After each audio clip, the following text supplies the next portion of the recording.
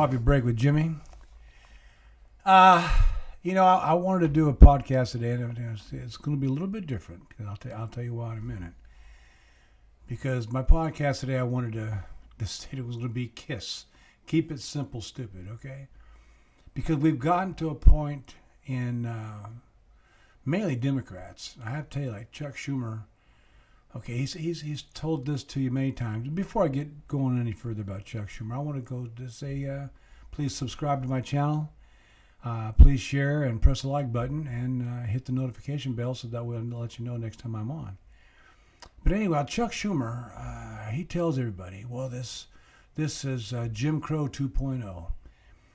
And test anybody, especially the younger crowd, and I'm talking 30 and below, even 40 and below, you can go that way. Do they even know what Jim Crow means? Whether it's Jim Crow 2.0, okay? It's like the second coming of Jim Crow, and it's not the second coming. It's just Jim Crow, basically were the laws back in the 50s and the 60s when the black people had to use their own bathrooms. They had their own drinking fountains. They had to ride in the back of the bus. That was Jim Crow laws. And that's kind of in a nutshell what they were, okay? There is no such thing as Jim Crow 2.0. That's just what they want to say to make things more complicated. They try to make things more complicated. I'm going to give you an example. There's a word that really bothers me, and Democrats use it quite a bit. A lot of Democrats do, especially that, what's that guy? I can't think of his name right now. It's he's a black guy that comes on he used the word problematic. Oh, that I find that problematic. Now this is problematic. Now, where the hell did that word come from? Okay, I know it's in the dictionary, problematic. I get it, okay? But why can't you say, well, this creates a problem? We've got a problem here. Remember the old movie in Apollo 13? Houston, we have a problem. Yeah, Houston, this is problematic. They didn't say that. They go, Houston, we got a problem. That's simple as that. It's simple. We have a problem. Not problematic, because that's supposed to make it sound more important or make you pay more attention to it. No, what it does is shut you down because you don't want to hear all that stuff. You want to hear something that's simple.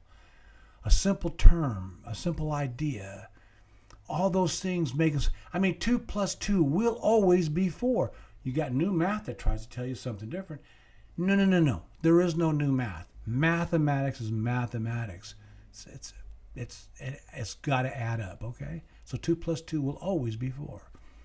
Boys will always be boys. Girls will always be girls. You could be gay, you could be a lesbian, you can feel one way or the other, but you can't change your anatomy. It stays the same.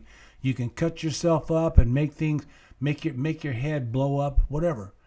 But you're still going to be a boy, and a girl's still going to be a girl. Okay, now, so I'm just saying this is something that try to keep things simple.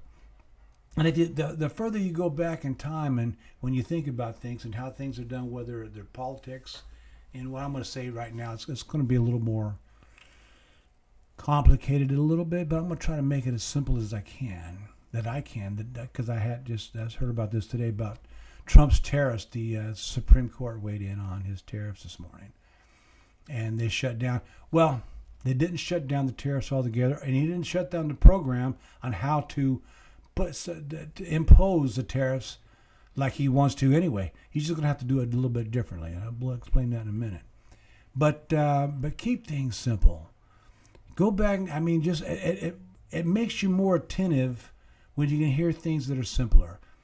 Let me give you a couple of guys. In fact, one of them I heard this morning and he was pretty well. He talked about the tariffs, and that's Jonathan Thurley. Okay, this guy. He's a professor of literature, I believe. I'm not sure. I'm not too sure what but he's a professor in law, right? Law professor.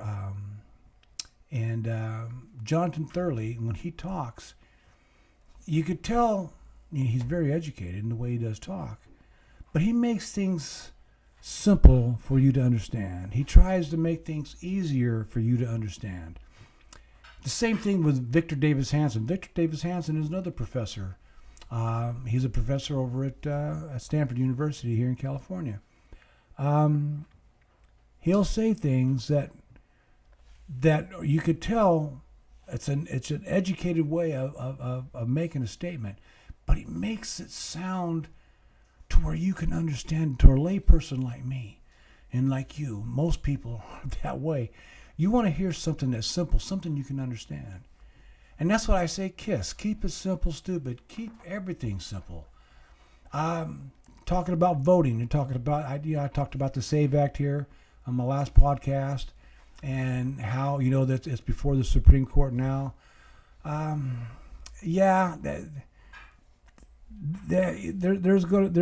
going to take a minute to get that passed, okay? And because it already passed the House already. But the SAVE Act is something that we got to have legal voting. We got to have legal federal voting, to where you got federal ID, where and if you're born here, you're already, and you got a driver's license. You got to have a birth certificate to get a driver's license. Now to get a regular and you got to get an official driver's license, which will be a federal driver's license. You're going to get that stuff, and you don't have to have what do they call that when you get to go out of the country? Anyway, you don't need that. All you got to do is have a federal ID to vote, okay? And that's what they're trying to do with the SAVE Act, to make it simple, to make it simpler for us. And black people, Hispanics, they all know how to do this. They're all Americans. They know how to do this. Stop taking that away from them, saying that they don't know how to get an identification, and that's why they're not going to be able to vote. The whole problem is, I don't know if anybody watched that program the other day when Trump was with the Black Caucus. It had to do with Black History Month, and Trump was there, and it was all black people and Trump, basically. And they all come and spoke on his behalf, and they're all happy with him. They all loved him to death.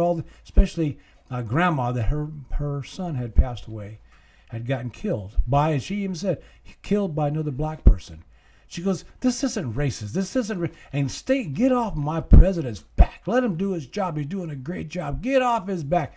I'm telling you, the black people, and I say, in reference to Jesse Jackson, may he rest in peace. He was a great guy. He was a Democrat, but he was a great guy. I loved listening to him talk. But Jesse Jackson, I can remember this was back in the 70s. Sometime in the 70s. The first time it was ever said, that I ever heard it anyway, it was said by him. He was talking about black people, and he was saying, these African Americans, this African American this African American that. I said, what is that? Are we going to have to refer to black people as African Americans now because Jesse Jackson, this is the first time I had ever heard it. It took off from there, and then from that point on, it was always black people, all African Americans. I'm sorry. They're not African Americans. They're Americans. I don't care what color you are, black, white, Hispanic, whatever. You're here in America. You're an American. You're an American. Okay? Period. I'm Portuguese, but you don't call me a Portuguese American. I'm Portuguese. I'm an American. And I fight for America. I'm not going to fight for Portugal, okay? I'm a Marine, right? And I'm an American Marine, not a Portuguese Marine.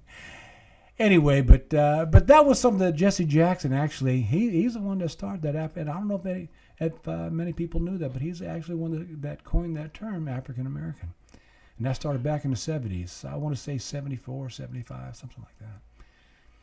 But anyway, but keep things simple. Let's go back to, this one black lady, she was saying, to get off my president's back, and then after it was all done, he goes, yeah, he said he was sorry about hearing about her grandson and everything, and she was too, and she was, but she was pushing this issue, and she looked at President Trump, can I have a hug? And he gave her a hug. I thought it was great.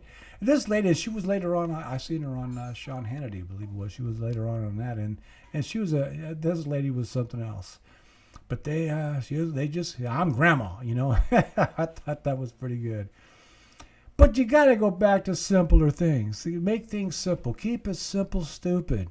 So that way you understand whatever you have to understand. It actually makes it a little bit easier for you to understand if you keep it simple.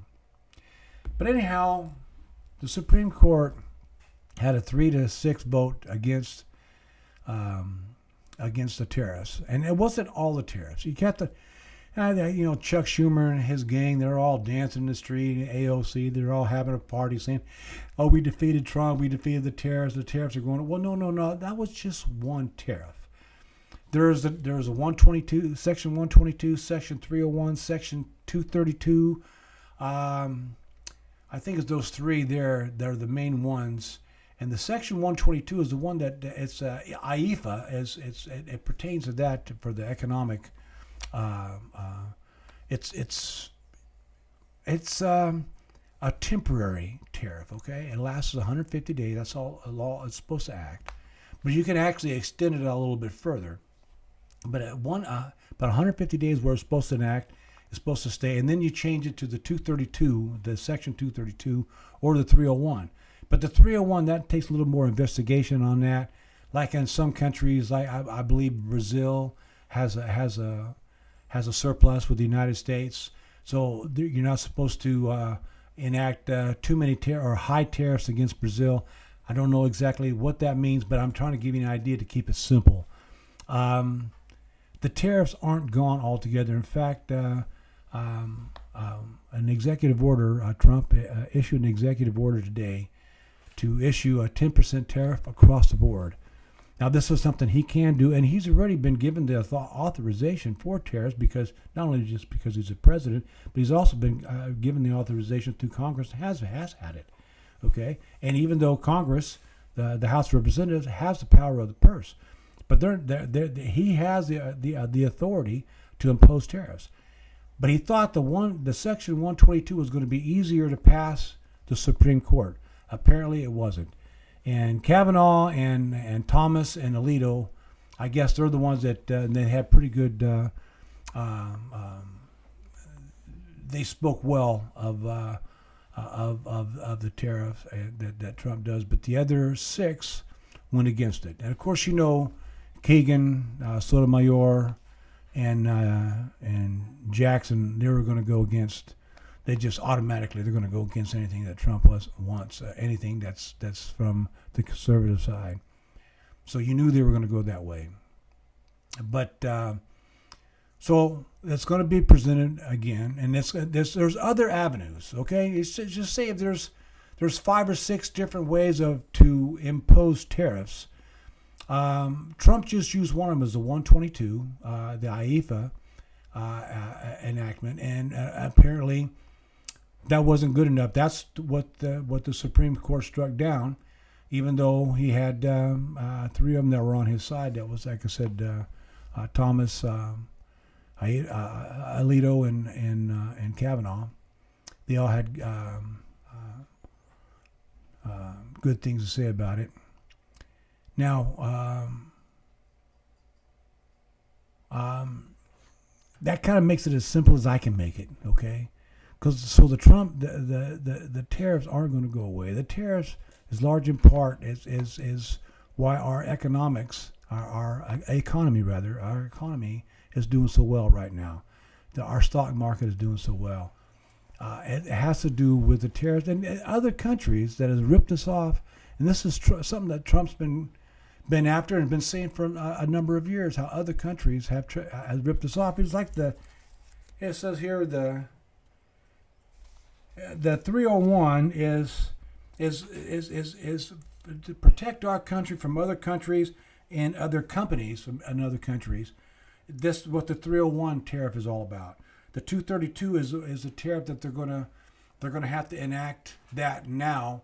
And over the 122, the Section 122, which is only made to be a temporary service only for 150 days, and then it goes into the other ones. But but the tariffs aren't going to go anywhere, and this is something that a lot of people were worried about. So that's as simple as I can make it. What I know, I've done a little bit of research today. Of course, I haven't done a lot. I've done what I can, but this just happened this morning. I'm going to probably do a little bit more research on it tonight, and do a little bit of reading and research that a little bit more. Maybe I'll have more to say tomorrow, maybe a little more in depth. But I'm trying to keep it simple, okay? I think we all should try to keep it simple, right? KISS. Keep it simple, stupid. So anyhow, this is Coffee Break with Jimmy. Please subscribe and hit the like bell. Hit the like and hit the notification bell and share, please. And we'll see you next time on Coffee Break with Jimmy.